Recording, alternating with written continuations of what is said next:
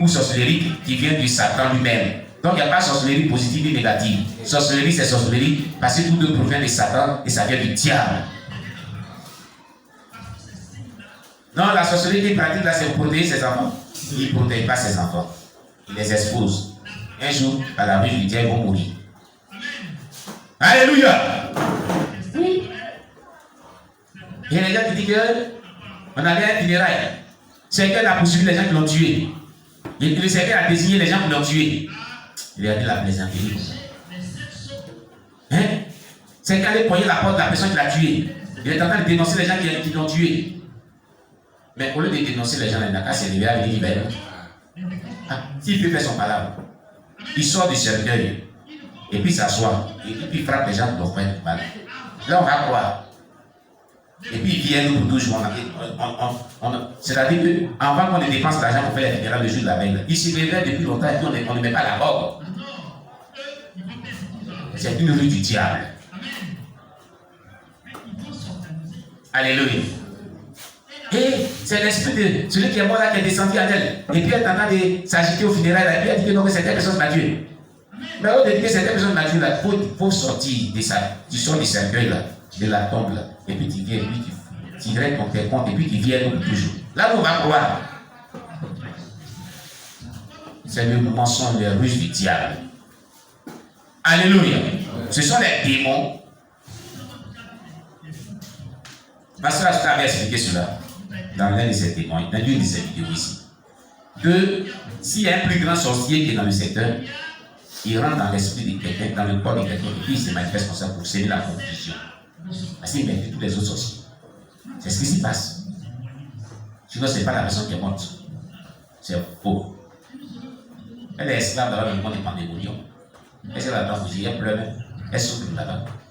Parce qu'elle est morte avant son temps, donc tuer en sorcellerie. Amen. Personne ne devrait se laisser exalter par une simple guérison. La question qu'il faut se poser est celle-ci. Quelle est la condition finale de la personne qui a été guérie? C'est-à-dire quand on prie pour toi et tu es guéri là, quelle est ta vie qui mène maintenant après la guérison? Quand on a prié pour toi, tu es délivré là, quelle est ta relation qui te développe avec Dieu? C'est là qu'on reconnaît les vraies guérisons qui viennent de Dieu, les vraies délivrances qui viennent de Dieu. Est-ce que ta vie chrétienne est pure? Est-ce que tu crains Dieu, tu vis, tu es né de nouveau? Voilà le fruit de la guérison, voilà le fruit de la délivrance que cela produit tôt ou tard dans la vie du chrétien. Amen. Est-elle venue à Jésus pour la plus grande des bénédictions qui est celle de pouvoir vaincre le péché et avoir le salut de son âme? Amen. Petit 2, les démons, leur manifestation. Les démons et leurs manifestations. On va voir comment les démons se manifestent. Et ça met dans ta vie dans ce que tu as fait. Tu vas voir, si tu vois certains symptômes là, c'est qu'on va citer là, comment les démons se manifestent. Si tu vois ça dans ta vie, c'est que tu as besoin de délivrance encore. Ce petit 2 est très long. On va l'attraper aujourd'hui. Les manifestations des démons imitent, dans une certaine mesure, les manifestations du Saint-Esprit. Vous voyez, j'ai dit toujours que Satan, il fait photocopie. C'est que le Saint-Esprit fait souvent la vie, il fait aussi photocopie. Il veut faire comme le Saint-Esprit, il veut faire comme Dieu. Il copie sur Dieu. C'est un menteur. Alléluia. Le diable est menteur.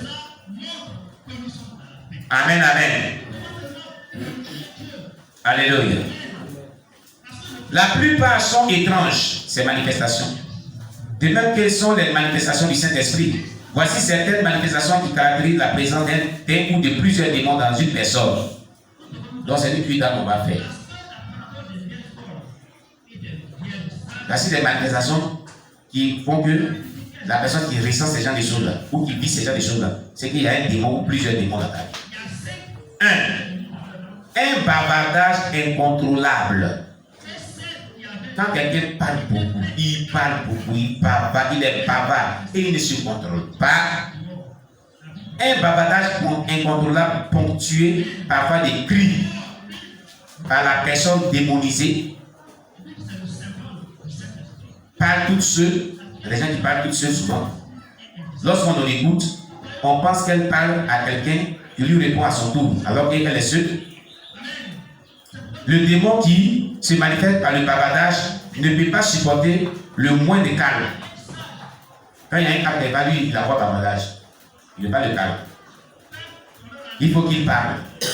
Même si on lui demande de rester calme, il continuera à parler à travers la personne. Et le démon qui est dans la personne va continuer à parler. C'est que la personne elle est possédée. Elle est démonisée dans cet esprit de bavardage. Dans ses premiers symptômes. Quand vous avez un bavardage incontrôlé, c'est que vous êtes sous l'influence d'un esprit mauvais qui est en vous. 2. Une réserve incontrôlable. Certains démons se manifestent par une réserve inhabituelle. La personne est presque tout le temps calme et aime une solitude injustifiée. La personne est réservée. Elle est toujours calme et puis elle fait des choses seule et puis vit seule. Une telle personne est sous le contrôle d'un esprit impur. Elle aime vivre seule. Elle n'aime pas que les gens vivent avec elle. Elle n'aime pas faire des choses ensemble. Elle n'est pas associable. Attention, tu es manipulé par un démon. Elle peut s'enfermer seule plusieurs jours dans une maison. Non parce qu'elle veut faire quelque chose nécessitant la solitude, mais parce que le démon est plus heureux dans la solitude. Si des gens rendent la solitude d'une telle personne, elle fait tout pour la rétablir. Vous comprenez? Il y a un esprit de solitude qui manipule la vie de la personne. Pendant qu'on est en train d'énumérer ces points-là, si tu te ressens dedans dans un point, tu notes ça. Et puis après, on récapitule. Et tu vas compter combien de points qui est dans ta vie. Ça fait combien de démons qui est dans ta vie. Puis on les chasse. Dans un moment déjà des prières, avec des prières de caractère prophétique. Amen. Troisième point. Un amour incontrôlable pour la nourriture. Il mange, il n'est jamais rassasié. Il est rassasié, mais il met dessus seulement. Maranatha!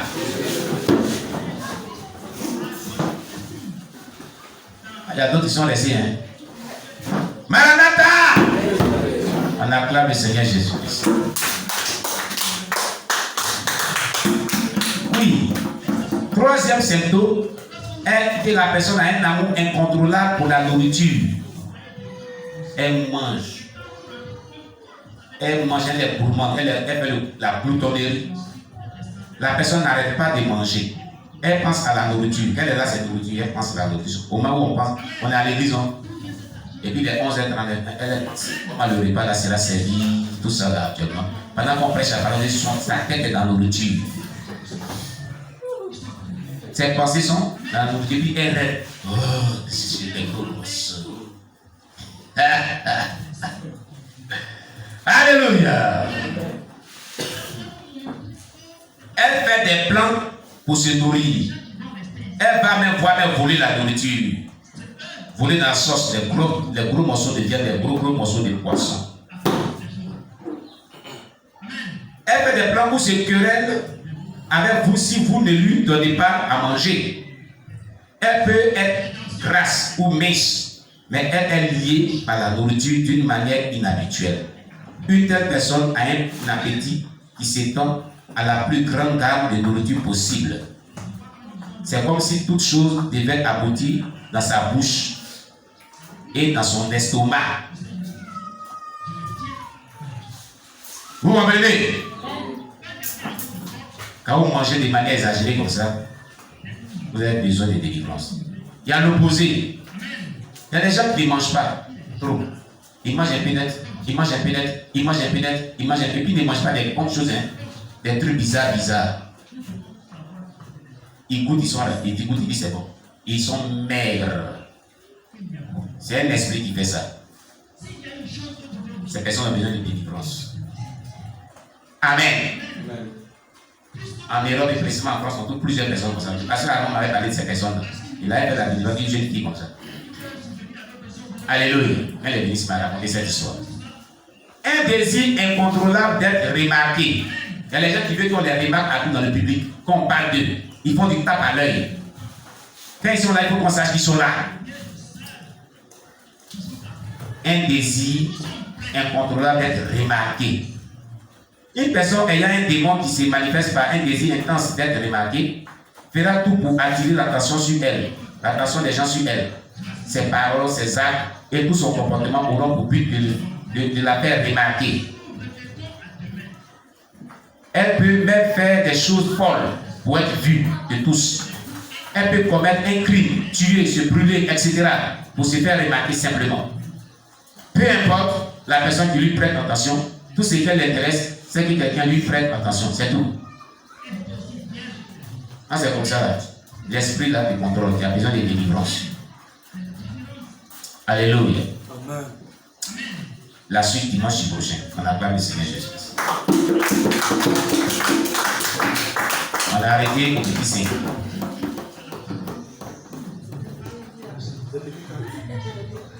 Ah, petit gars, donc on va faire petit 5.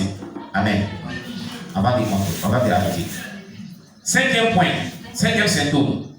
Une convoitise sexuelle incontrôlable. Une convoitise sexuelle. Quand les labis convoitent les jeunes soeurs et les jeunes filles, quand ils lui regardent, c'est les parties intimes des gens, ils regardent. Et ça active son appétit sexuel. Et quand elle est là, elle a des pensées impures. Et l'auteur de cette étude nous dit, il m'est arrivé d'aider un homme qui avait couché avec plus de 300 femmes. Un homme avait couché avec plus de 300 femmes. Il avait couché avec des enfants, des mamans, des grands-mères. Et toi aussi. C'est-à-dire enfant, maman, jeune gens, grand-mère, il est parti partout. Il avait couché avec une femme, sa fille, sa mère, lui seul, dans la famille, il rentre, il couche avec la fille, il couche avec sa maman, et il couche avec sa grand-mère. Ça, c'est pas un esprit, ça là. C'est un degré de possession. Ça, c'est la malédiction. J'étais écœuré de l'écouter confesser les actes atroces de sa vie. J'étais tellement choqué qu'il me fallut 3 jours pour me remettre.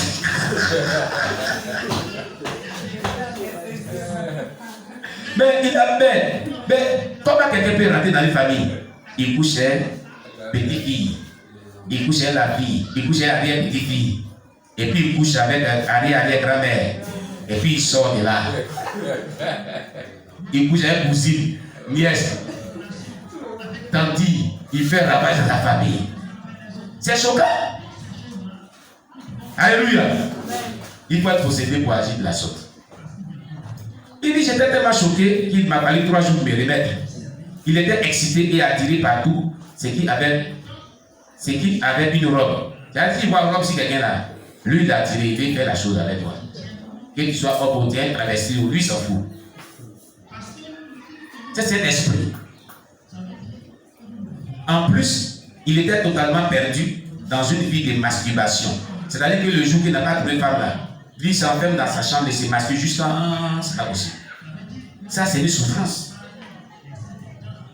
Et pratiquait aussi l'homosexualité. Ah! J'ai aussi eu à aider une jeune fille qui, à 16 ans, pouvait se donner à 10 hommes le même jour. Une fille qui a 16 ans, le même jour, quand elle n'a pas couché à 10 hommes, elle n'est pas satisfaite. C'est pas un démon, ça. Ce sont là des manifestations évidentes d'un démon. La convoitise sexuelle incontrôlable. Si tu es dans ce cas-là, toi qui m'écoutes, tu as besoin de délivrance. Amen. On va s'arrêter là. Dimanche prochain, on va voir le 6e point. Les points qu'on a vus là, si tu ressens, si tu as mis un seul point dedans, tu as besoin de délivrance maintenant. Il faut chercher à m'appeler. On va te mettre sous délivrance. Traitement de délivrance, traitement. On va te prescrire une ordonnance. Alléluia! Cure d'âme et délivrance. Bien-aimé, qu'est-ce qui t'a touché? Qu'est-ce que tu as compris dans les 2 messages? Le premier message sur la grande tribulation et le second message sur Dieu avec délivrance. Sur quoi Dieu a attiré ton attention? Qu'est-ce qui t'a beaucoup touché? Qu'est-ce que tu as compris?